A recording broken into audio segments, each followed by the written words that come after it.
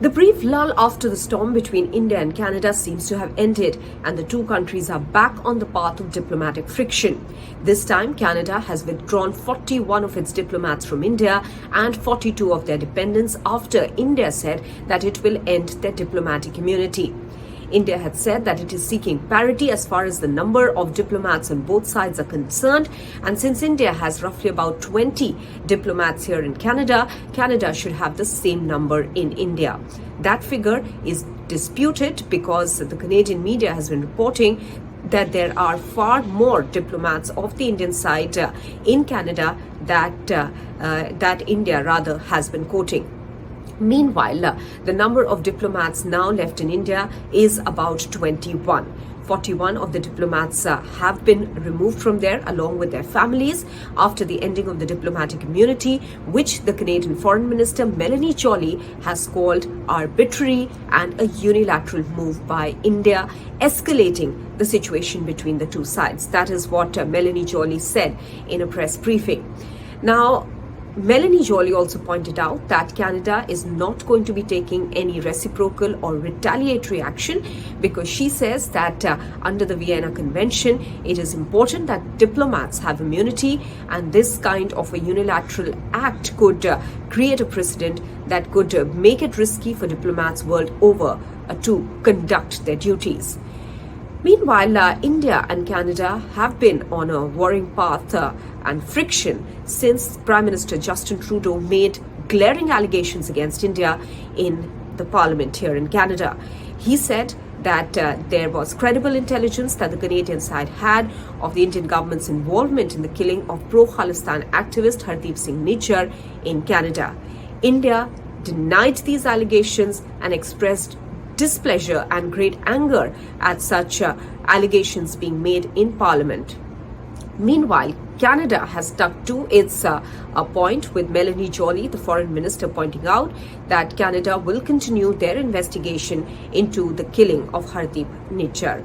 Meanwhile, the number of Indians in Canada with looking at only the students' population is quite large. In the Indian Embassy or the Indian High Commission Ottawa website states this number at 230,000, which is the number of students alone, and there is a high diaspora population here in Canada as well of Indians.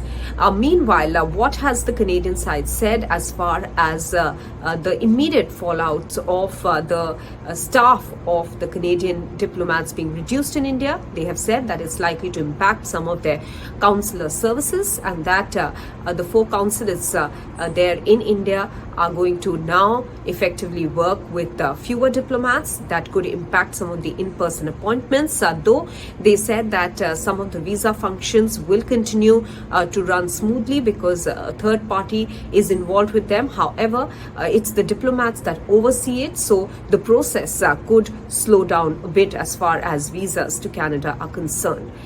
These are the immediate fallouts that they have pointed out, also suggesting that as far as the visa immigration services are concerned, which are conducted by an agency called the IRCC, which is a government agency here in Canada, about 5 of their diplomats continue to be in India, and therefore with the reduced staff there will be certain problems that could be faced by people who are seeking to come to Canada. Now, India and Canada have seen, in fact, for the last couple of years, friction over the issue of Khalistan. India has repeatedly told Canada that it is not taking enough action to curb the secessionist movement that is, in fact, blowing up in Canada against India. India has said that it expects action from the Canadian side, though the Canadian side on its part had earlier said, when protest marches were held here, pro-Khalistan protest marches in Canada, that they allow for freedom of speech.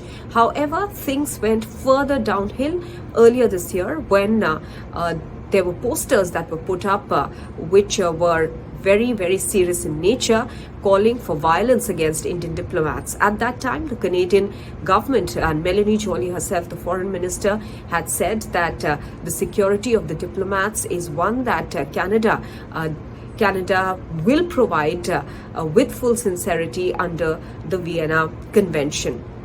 However, after which, just a month ago, when Prime Minister Justin Trudeau made those allegations against India in Parliament with regards to Hardeep Nijjar's killing, the situation between the two countries has since then only gone downhill, with no way of arresting this friction that is being seen between the two sides.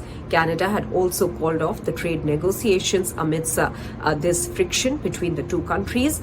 Meanwhile, India has now taken action as far as the number of diplomats are concerned. In Vancouver, this is Maha Siddiqui for NDTV.